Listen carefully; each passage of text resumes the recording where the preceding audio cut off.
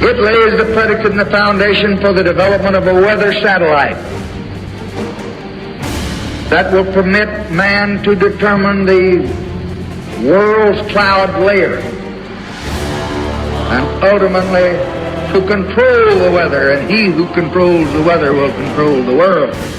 Flash floods, hurricane-force straight-line winds with softball-size hail, chemical flash cool-downs, flash droughts, ionosphere heater-induced high-pressure heat domes, never-ending firestorms, and frequency transmission storm manipulation. Welcome to geoengineered Earth, completely out of control weather warfare on top of an already deeply damaged planet. What could go wrong? The reverberations from the Texas flash flood catastrophe are still expanding. And it isn't just Texas. 2025 is a record-shattering year for flash flood warnings in the U.S. Imagine that. And it's in specific regions of the U.S. because the West continues to bake and burn. Also, manipulation, not nature. The powers that shouldn't be are more desperate to hide the climate engineering operations than ever before. They absolutely know once the public is fully awakened to what has been done to them without their knowledge or consent, the current paradigm will collapse. From NPR, quote, "The claim that cloud seeding caused the Texas floods is untrue, they say, and actively harmful." So says NPR. Can they back up their denial? No. NPR continues, "More and more voices, including politicians, say that cloud seeding or man-made ways of increasing precipitation caused the deadly floods in Texas. Experts say this is damaging public trust." Can't have that, can we? We're not allowed to question the dictates and disinformation of the matrix manipulators and their media mouthpieces. The NPR official denial report continues with this. "Rumors are circulating online claiming that a weather modification technology used to combat droughts may have led to the tragedy. Experts say this is a part of a growing trend of misinformation springing up after, quote, natural disasters." They want to use that word a lot because that's what they want you to believe when the truth is anything but. The main one this time around, they say, has to do with cloud seeding. Let's stop there.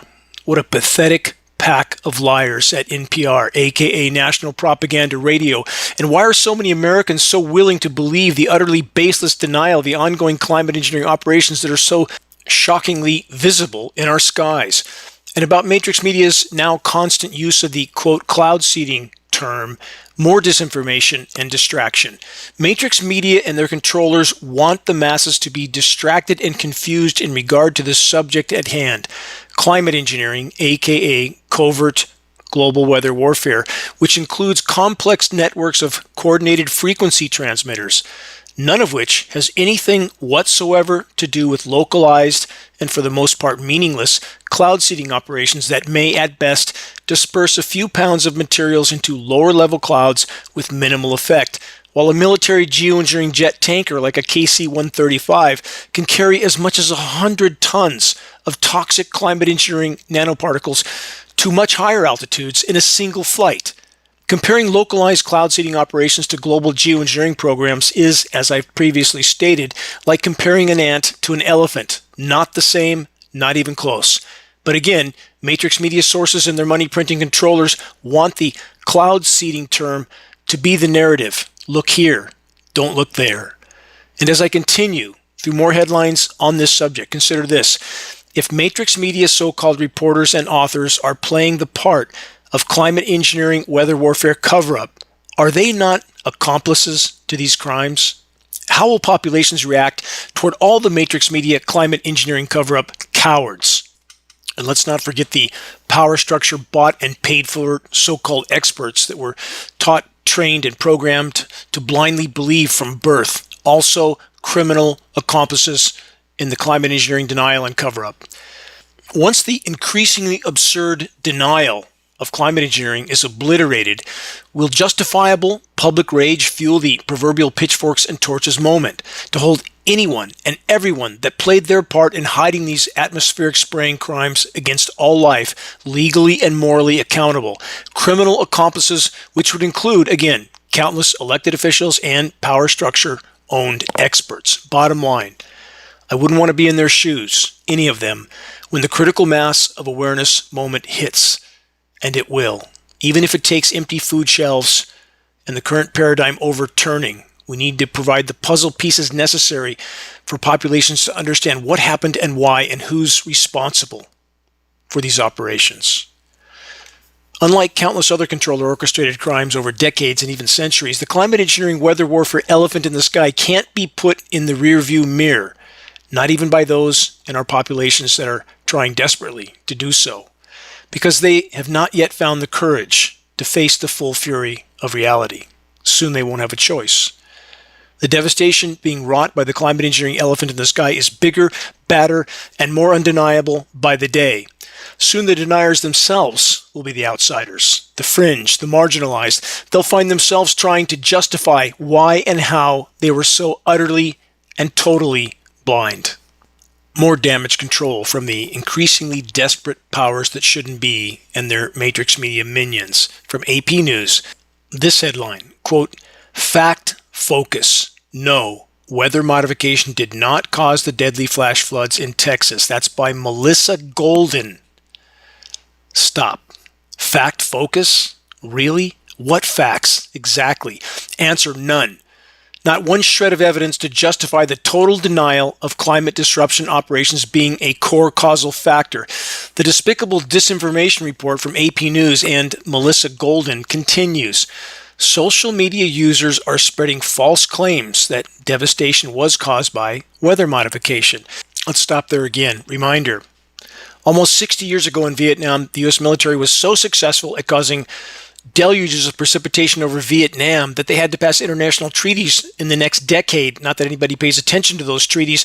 And there were caveats in those treaties exempting a government from conducting these operations over their own populations. And they passed this off as, quote, conspiracy theory and false claims. These people need to be held accountable legally and morally. They continue. Officials say there is no evidence that the floods are the result of cloud seeding, and experts agree. And again, cloud seeding term, not climate engineering. They want to avoid that term. They don't want the public thinking in those terms. They want them to see a single engine propeller-driven airplane with a few flares on the wings. That is not climate engineering. Geoengineering tanker can carry up to 100 tons of toxic elements in a single payload, plus the ground-based frequency transmissions. None of these media sources want you to think on those lines. They say experts agree that cloud seeding would not result in precipitation of this magnitude. Well, again, yes, that part's true. Not from localized cloud seeding operations, but from covert global climate engineering operations. So in spite of the mountain of evidence, historical data going back decades of covert climate engineering operations inflicting extreme drought and or deluge scenarios on innocent and unknowing populations, AP News and their author Melissa Golden say it isn't so. The AP report then offers the following as part of their evidence for denial from Ted Cruz. As I covered in my last broadcast, Senator Ted Cruz of Texas said at a press briefing that, to the best of my knowledge, there is zero evidence of anything related to anything like weather modification, end quote, when asked about such speculation. Cruz added this: "The internet is a strange place. People can come up with all sorts of crazy theories." Crazy theories, Mr. Cruz, while you're vacationing in Greece this time, and Mexico, I think the last chemical flash freeze disaster, always gone when it matters. Right, Ted? From MSN. He seeded clouds over Texas, then came the conspiracy theories. I just want to show the depth to which the controllers are desperate to change the narrative, confuse the narrative, and hide the climate engineering elephant in the sky. Back to Augustus Dorico. Knew when he funded a cloud seeding startup in 2023 that he'd have to contend with misunderstandings and conspiracy theories. What part is this kid playing in this? And does he really know what he's gotten himself into? Is he over his head at this point? Because he's certainly associated with some very bad people. Easy to verify online.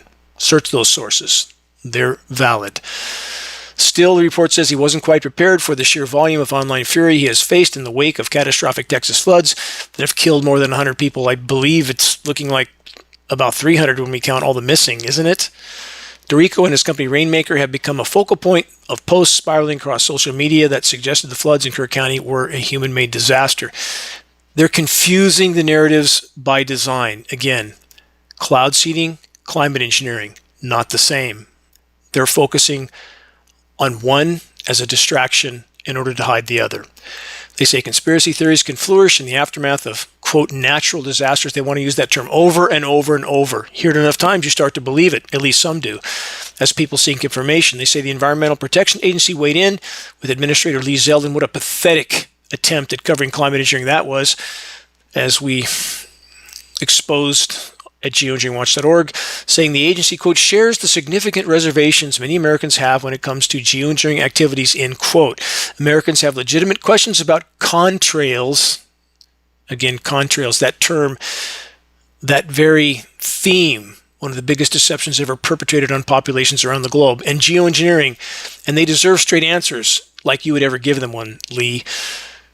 We're publishing everything EPA knows about these topics. Total disinformation. That's all this effort is. Total 100% regurgitated official denial. Why would we expect otherwise? This is the club, the big club, the one you and I are not a part of. Keep that in mind. The report finishes with efforts to debunk conspiracy theories about geoengineering are further complicated by the fact that some governments really are trying to modify the weather. Really? You think?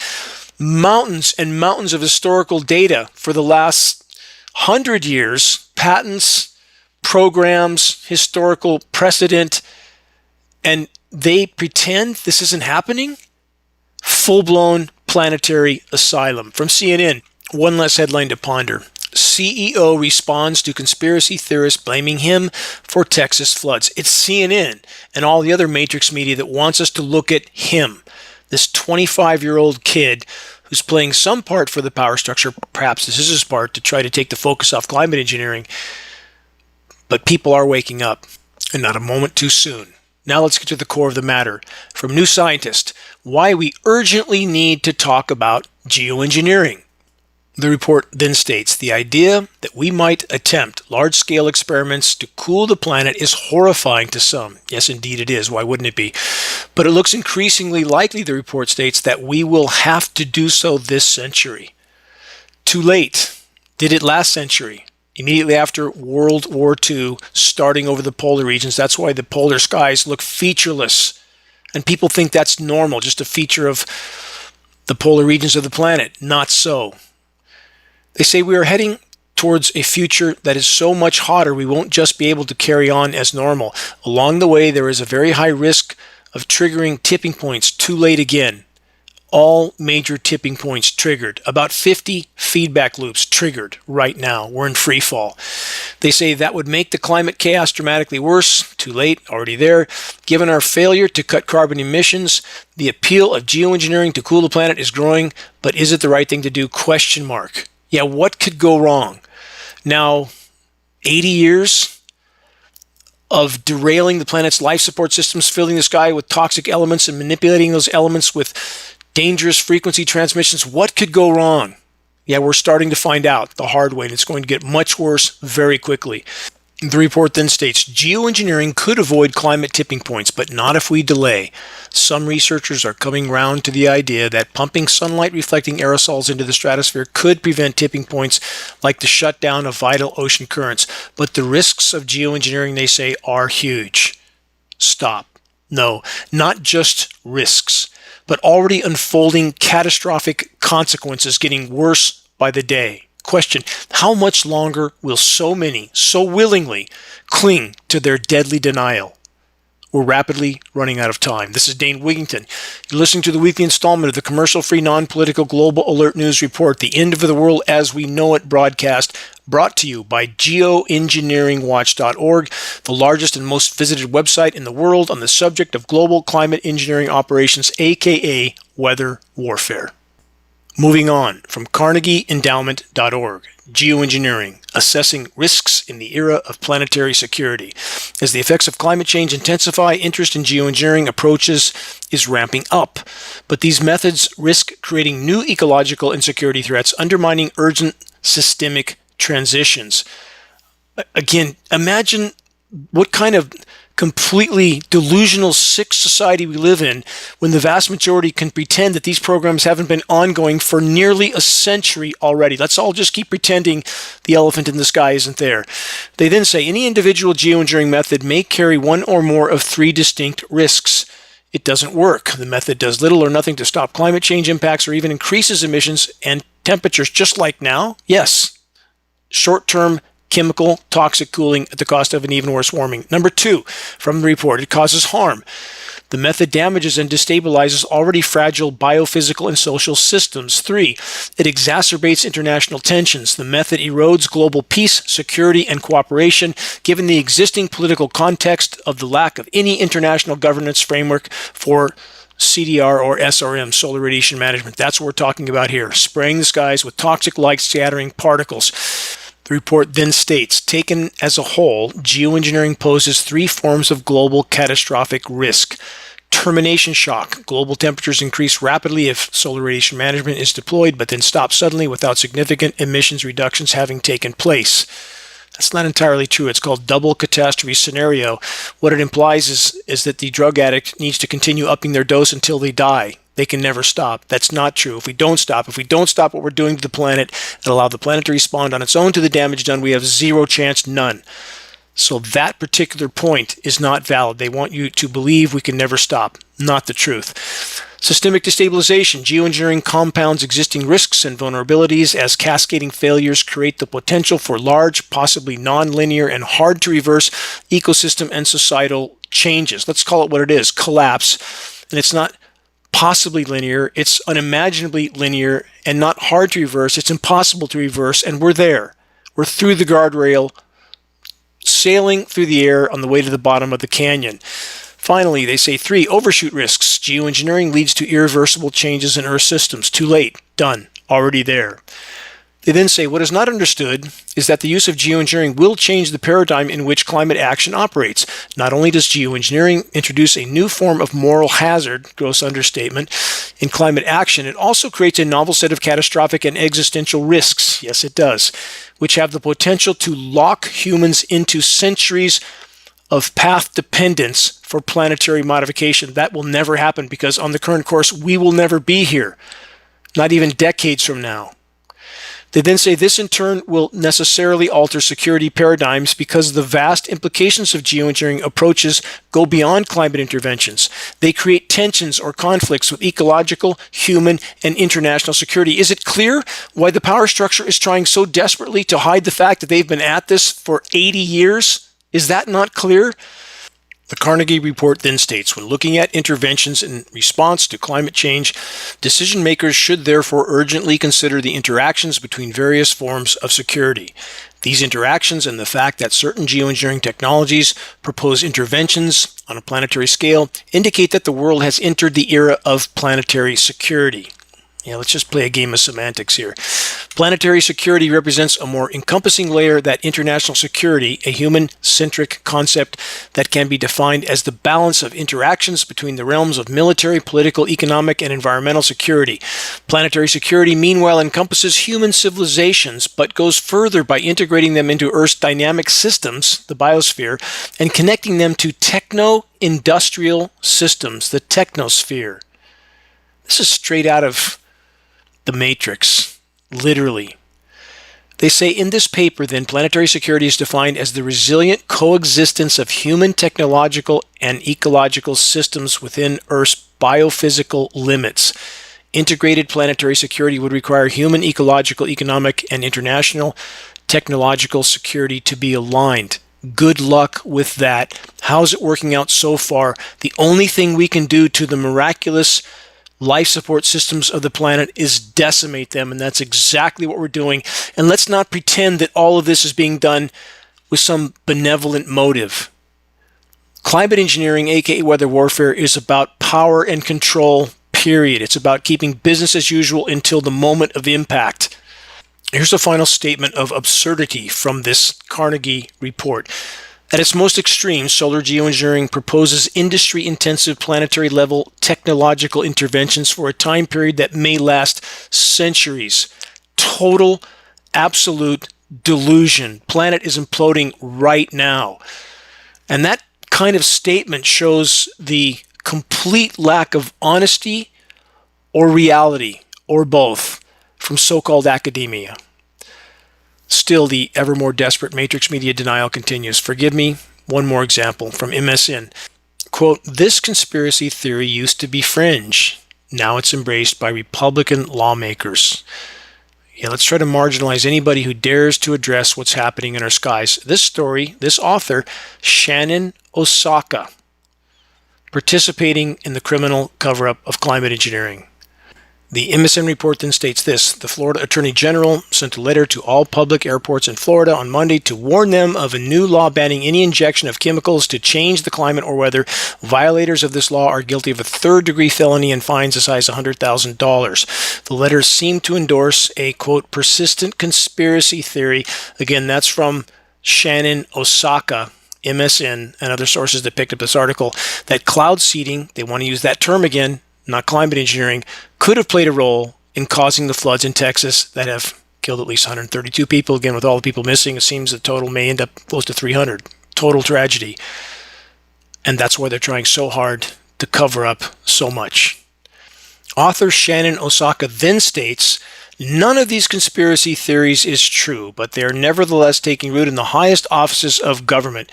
Where is your proof that they are not true, Shannon, and everyone else that's covering the crimes of the climate engineers?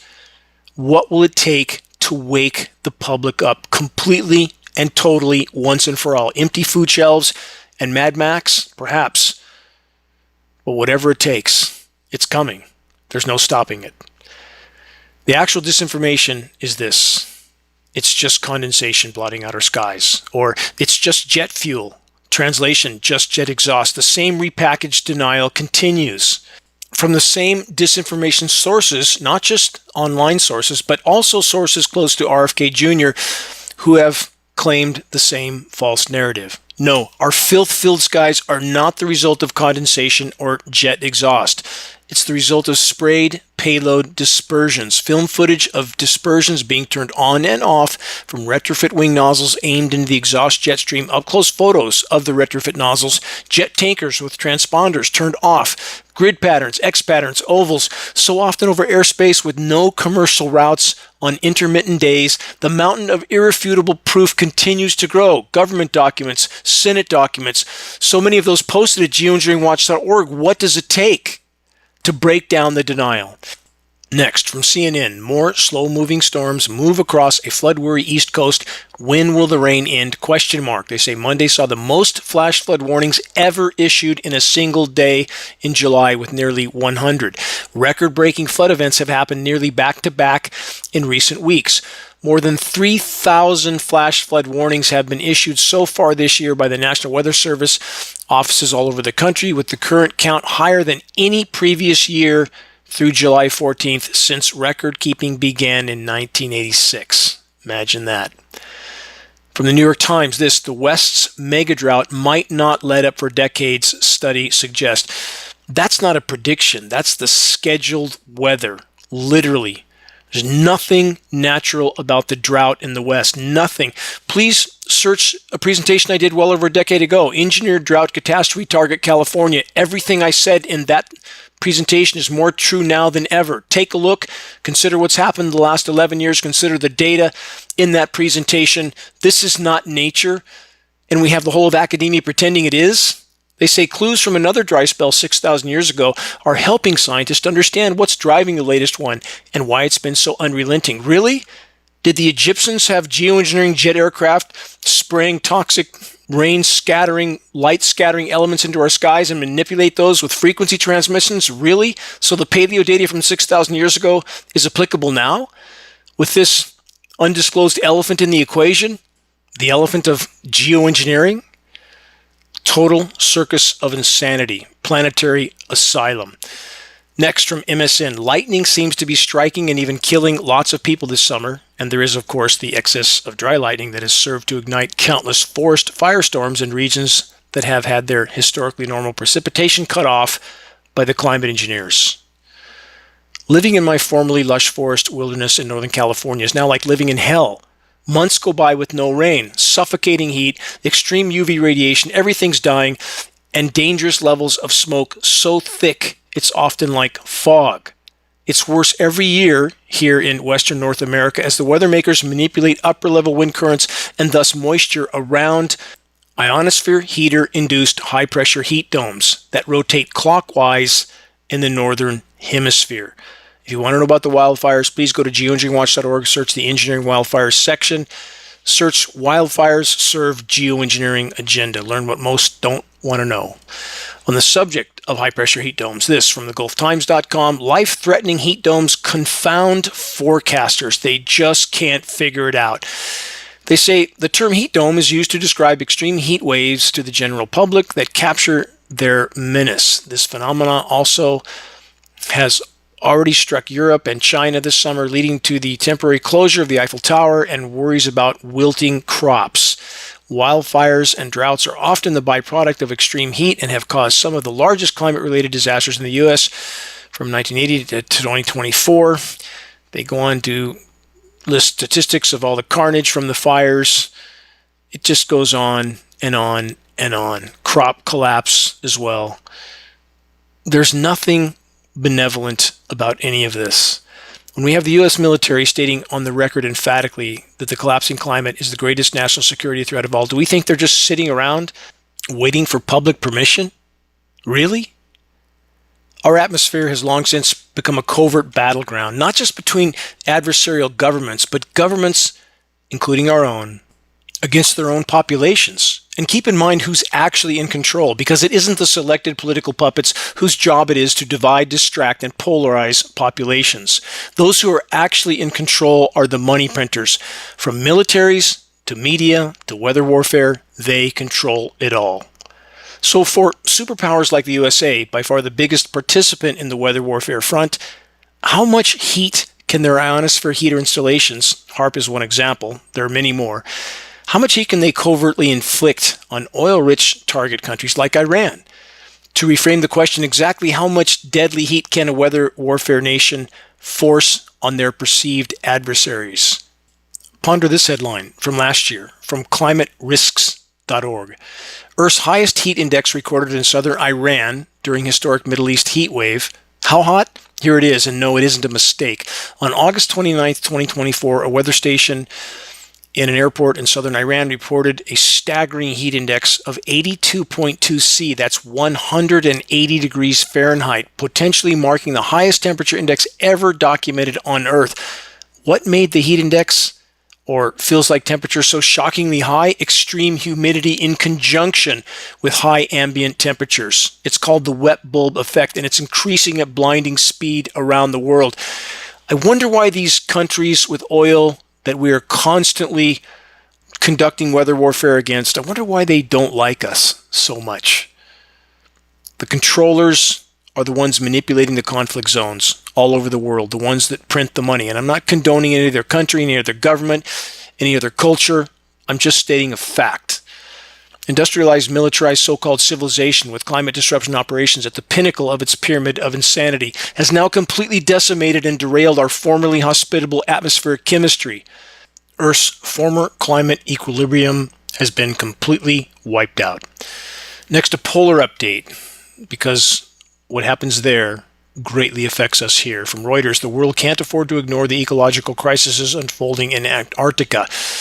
I don't have the time to dig deeper into that article or the Arctic, but those are the air conditions of the planet, and they are absolutely imploding. Whatever you've heard online, whatever people are parroting out there, please research for yourself. The cryosphere is absolutely imploding. The climate engineers, in the desperate attempt to hide it, are making it worse, not better. What a surprise. And what about what we're told are dust clouds from Africa mixing into the, not by accident, massive firestorm smoke canopies that are now so consistently covering so much of North America? And above it all, climate engineering jet dispersion operations can commonly be seen taking place, especially on satellite image loops. There's nothing benevolent in that. With that in mind, from ResearchGate.net, plethora of bacteria and fungi found in Saharan dust samples. For the record, again, we can't know the totality of toxic elements being dumped on us at any given time, in any given location. Only the weather terrorists have that information. With that in mind, from grist.org, why the federal government is making climate data disappear. Under this current administration, climate denial has given way to something even more dangerous, climate erasure. And not to avoid pointing the finger at the other side of the fence in this equation, those that claim to care about the climate, that claim to care about the environment, but that adamantly deny the climate engineering biggest piece of the puzzle of all. Plenty of denial to go around here. Let's continue with this report. This isn't climate denial in the traditional sense, they say. The days of loudly debating the science have mostly given way to something quieter and more insidious, a campaign to withhold the raw information itself. And that's not just about hiding the totality of damage to the climate system, but also about hiding climate engineering operations and the damage they are doing. The report then says, by cutting funding for research and withholding crucial data, this administration is making it harder to know exactly how the planet is changing. They don't want the public to know the other factors involved in that change. The strategy appears to be designed to boost the carbon fuel industry at a time when clean energy has become competitive and the reality of climate collapse is harder to dismiss. As floods, fires, and heat waves have become perceptibly worse, we will drill, baby, drill, Trump said in his inauguration speech in January. It's not hard to see who's behind all this. Is it that the powers that be, the carbon fuel industry, the bankers? Of course, they're climate engineering. Of course, they're engineering snowstorms in New Orleans in January when it's raining in the Arctic. They want to skew public perception, and they're doing a damn good job of doing it because the public wants their perception skewed. They don't want to face the truth. That needs to change or we're done. They say the administration hasn't exactly been subtle about its endgame. Lee Zeldin, mentioned here again, the head of the EPA, doesn't deny the reality of climate change. He calls himself a climate realist, but he's zealously dismantled environmental programs and has recommended that the White House strike down the endangerment finding, the bedrock of the U.S. climate policy. Again, Zeldin, doing everything he can to hide climate engineering, everything he can to gut environmental everything, and maha, let's make America healthy again on a dead planet. That all makes perfect sense.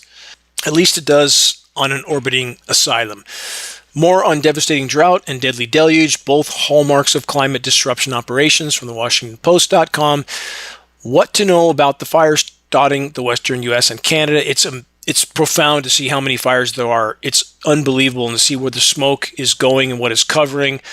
Clearly an augmentation to solar radiation management operations. They say fire season has revved up in multiple states amid sprawling heat waves and widespread drought. All part of the same core causal factor. Let's rewind to this past report from UK Guardian. This is enlightening, given all the, quote, denial of these operations coming from Matrix Media. This is from UK Guardian and numerous other sources. RAF, that's Royal Air Force, rainmakers caused 1952 flood. This is even before Project Popeye in Vietnam, of course. They say unearthed documents suggest the experiment triggered a torrent that killed 35 people in Devon.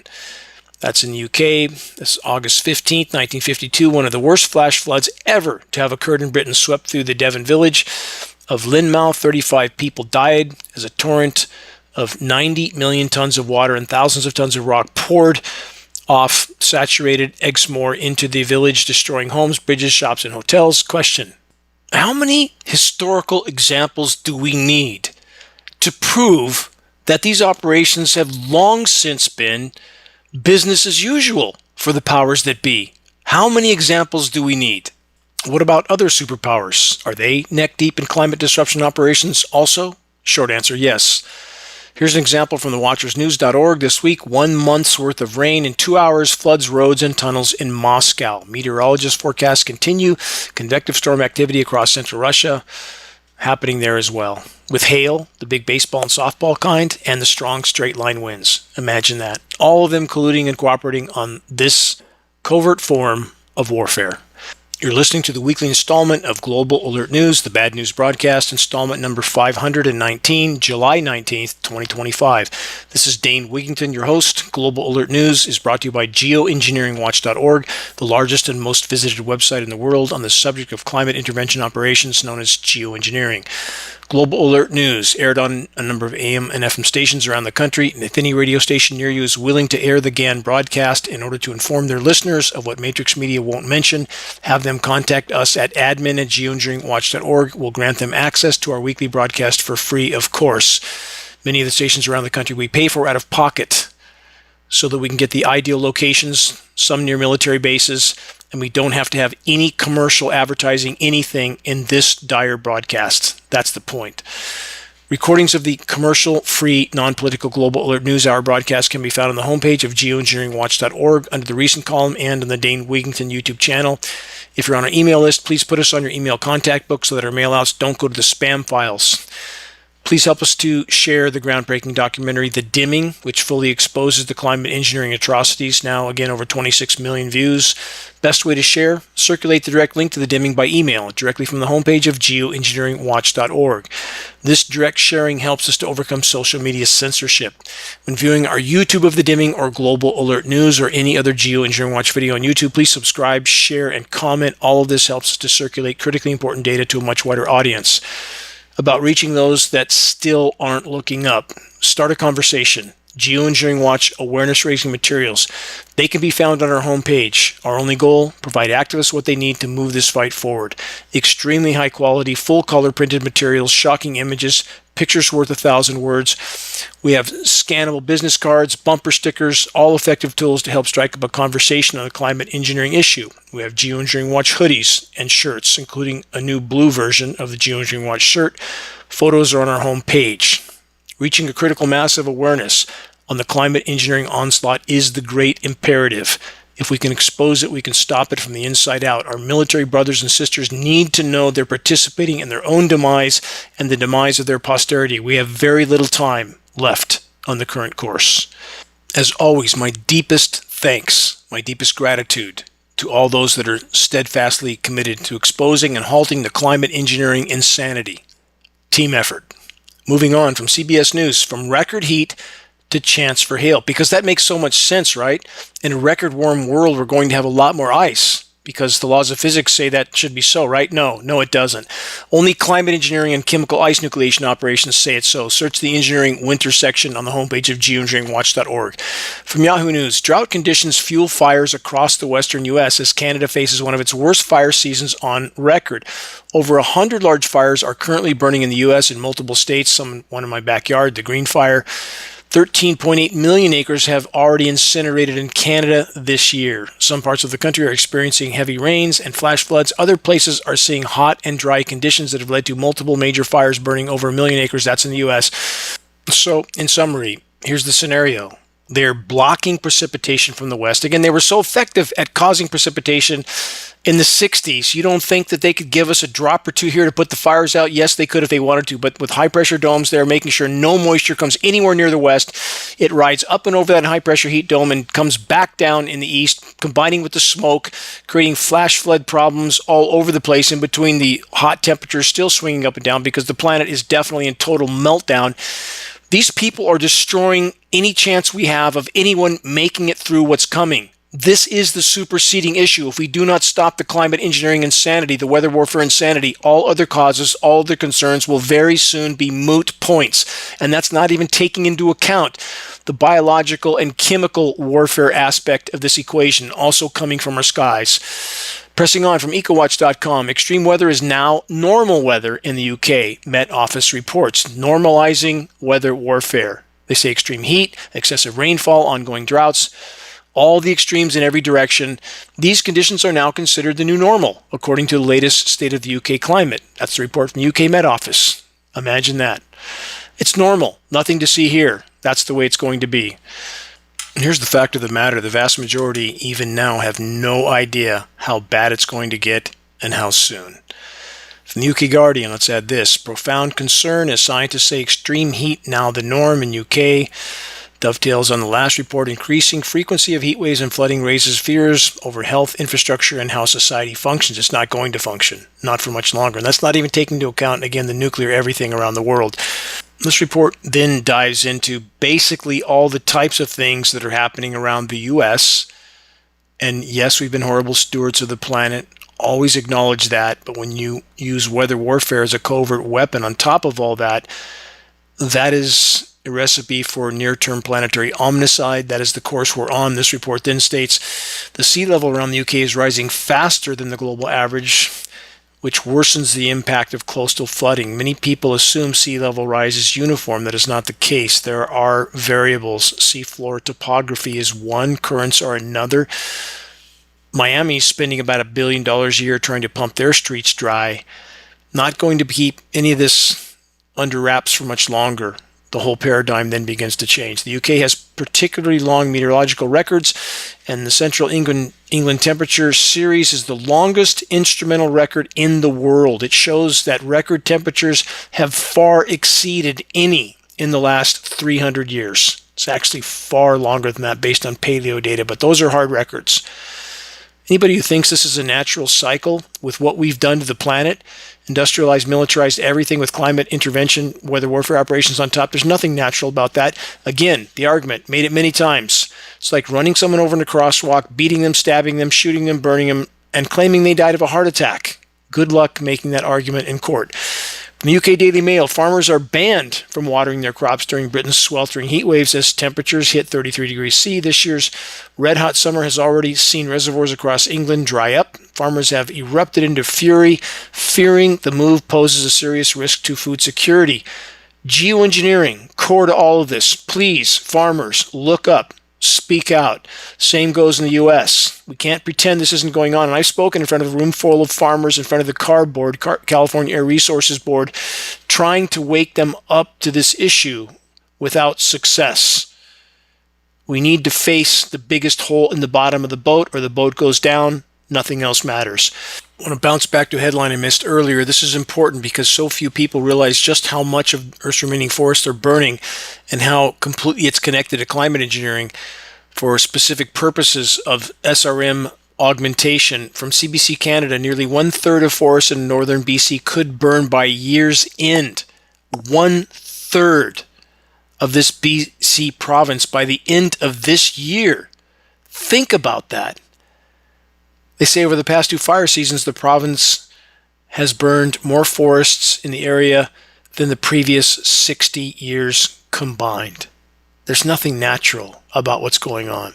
And no, it's not because we're not cutting down enough trees and not because we're not removing enough fuel. Forests in Siberia that have never been touched ever in human history, the burn rate has increased 1,000%, 10 times worse. Obviously, something has changed.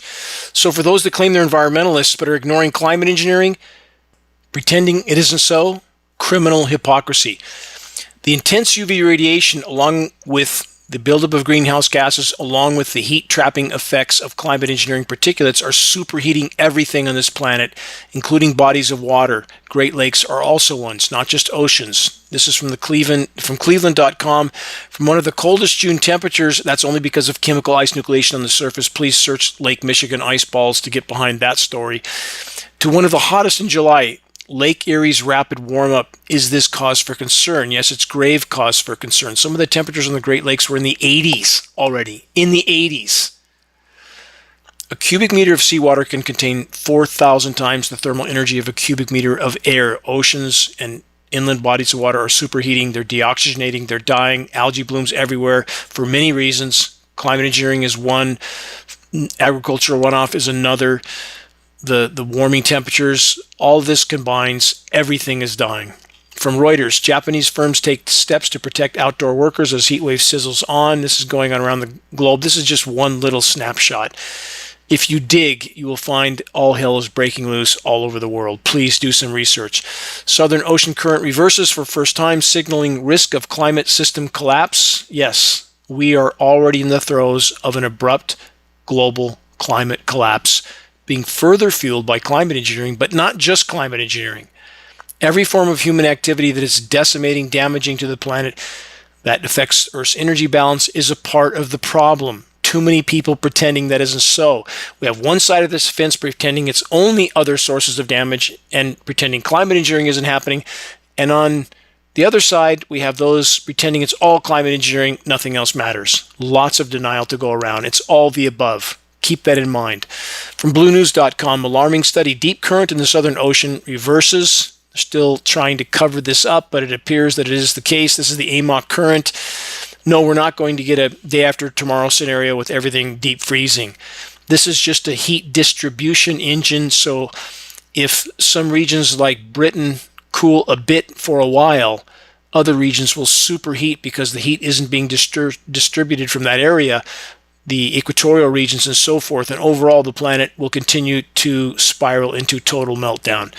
From Scientific American, this isn't good. Deadly bacteria may be moving to a beach near you. How about that? Illnesses from stealthy pathogens known as Vibrio are advancing northward along numerous coasts, potentially ruining your summer vacation. Yeah, that would kind of ruin it, wouldn't it?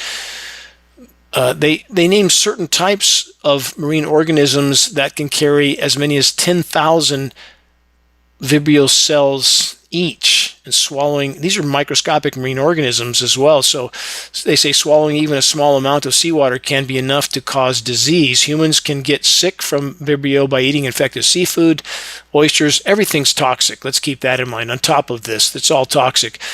Unwittingly swallowing a mouthful of ocean water, exposing an open wound to the sea. Gee, it all sounds like so much fun, doesn't it? Dead fish, superheating oceans, sargassum, hydrogen sulfide releasing seaweed everywhere in the Caribbean, Cancun to Florida.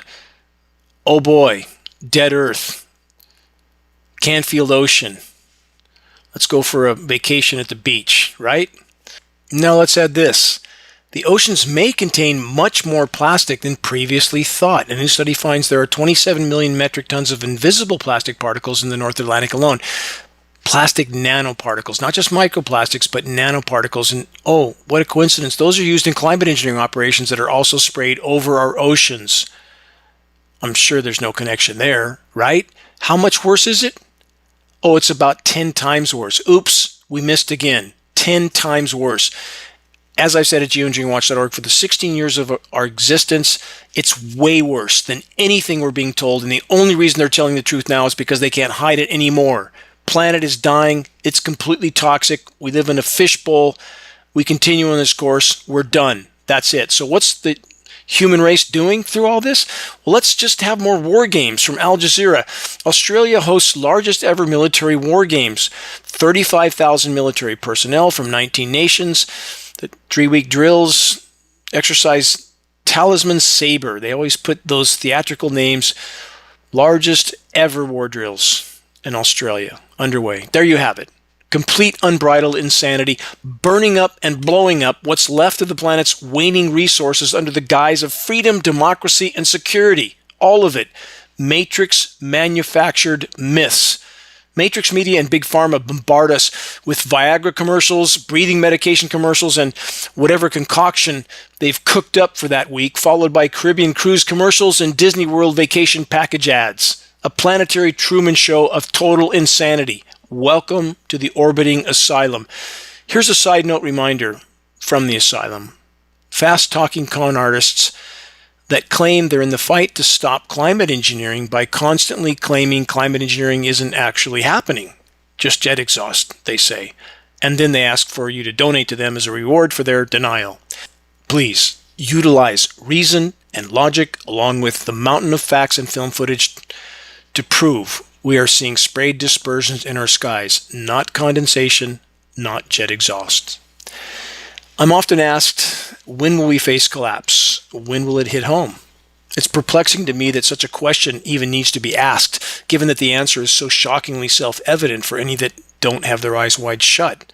Collapse is here, and has been for a very long time, unfolding, accelerating, metastasizing, directed by a cancer of clinically insane controllers and carried out by a majority population that refuses so far to face reality, that is desperately clinging to Stockholm Syndrome on steroids.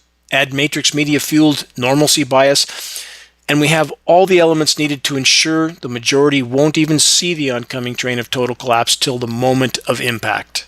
Empty food shelves, nuclear power plant meltdowns, global ecological collapse, climate collapse, and Mad Max times 8 billion. Even now, we're told, quote, it's the economy, stupid. No, it's the life support systems of the planet, stupid. When they die, we die. Simple equation. From industrialized, militarized everything to the climate engineering weather warfare onslaught, the human race, taken as a whole, is exterminating itself, and we will take the entire web of life with us on the current course. Here's a quick rundown of statistics to back up the collapses here. Conclusion. Current species extinction rate, plant, animal, and insect, 200 to 300 a day. That's 15,000 times the background rate, 1.5% higher than normal. Nothing normal about that. 90% ocean pelagic fish population collapse now. That's the food fish, by the way. 80 to 90% of global insect populations, terrestrial and aquatic, gone now. Published study proven plankton collapse in the Atlantic, 90% down. Other oceans are not far behind because, in fact, there is only one ocean. All is connected. Ozone layer functional collapse, approximately 30% remaining, not 30% gone, 30% remaining. The thickness waxes and wanes. Yes, the sun feels incredibly intense on your skin, on surfaces, because it is. Climate engineering and all that it entails is a core causal factor in that equation as well. Climate engineering operations are inseparable from all of this, but again, not the only factor. The human race has been horrific stewards of the planet. It's an all-the-above equation, all of it a part of the problem. Native American proverb, a profound warning to so-called modern man. Only when the last tree is cut down, the last fish eaten, and the last stream poisoned, you will realize that you cannot eat money or shiny metals. Keep that in mind. There's something seriously wrong with far too many in the ranks of the human race. From the Collapse Chronicle, this. The myth of infinite growth defined. Yes, it is a myth, one that is unraveling by the day. If you paused, listened, and looked, you would notice and hear that the dominant voice, whether in the media, in the speeches of politicians, in the word around town, and whispers at the airport, say that the most important thing is that the economy must grow, always. Power structure programming from birth. We are constantly told that growth is health, growth is progress, growth is life itself. So every quarter must outperform the last. Every nation must chase rising GDP. Every person must produce more, spend more, consume more, want more. If not, we use the dreaded name that must not be spoken, recession. If we do that for a few years, it turns into a depression. That term must be avoided at all costs. How many ever question the logic of this insanity? No. The majority of the masses are too busy obeying it. The myth of infinite growth isn't questioned because it's sacred. It's the economic theology of the modern world, so-called industrialized, militarized society. And like all the theologies, it demands faith, even as the world it builds begins to burn.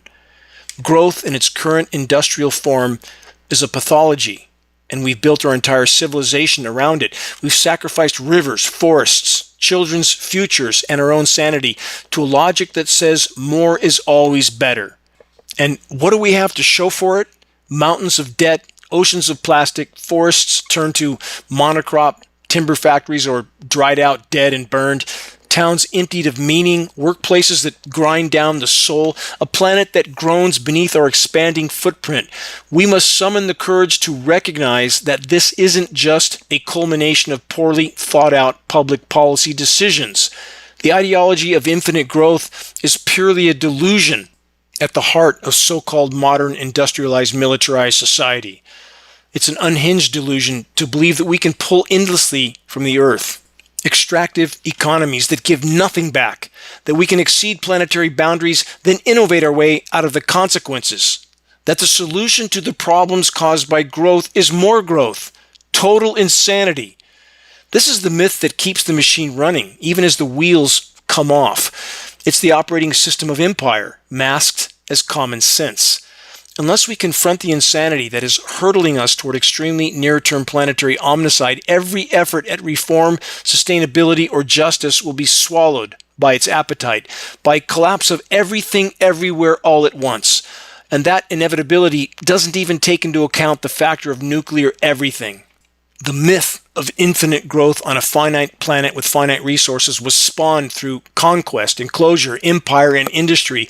It was baptized in Enlightenment philosophy, weaponized by colonial expansion, and perfected by capitalism until absolutely nothing is left, a moment that draws perilously near. So, do we just lay down and give up as we collectively face a seemingly hopeless horizon? That's a definite no.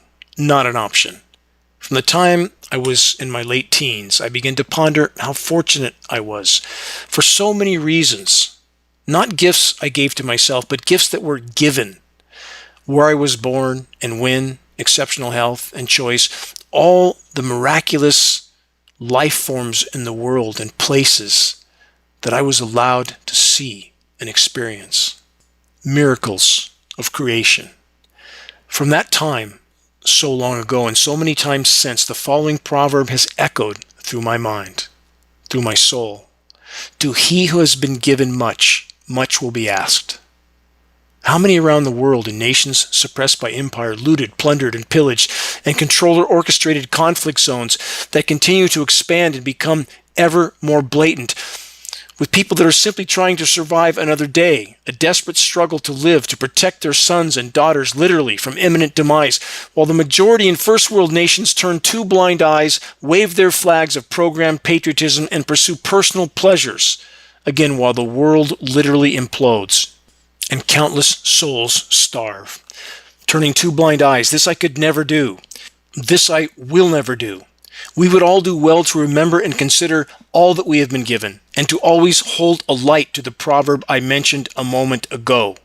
May the Great Spirit, the Creator, give each of us, all of us, the strength, the courage, and the fortitude to stand against the fading of the light. This is the narrow path. This is the path that holds unshakable meaning and solace. This is a life worth living. We're not alone in this fight, but each of us, all of us, are responsible to play our part, to do our best. It's our collective efforts that can yet make a difference at this late hour. Efforts that matter in and of themselves, in the form of each and every individual that is awakened, that joins the fight for all that matters, for all that we hold dear.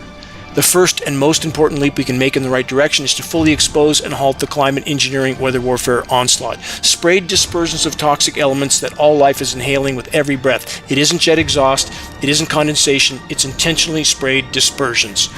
Check the activist suggestions link on the homepage of geoengineeringwatch.org for specific instructions on how you can help to move this fight forward. Please make your voice heard, make every day count. Until next week, this is Dane Wigington from geoengineeringwatch.org.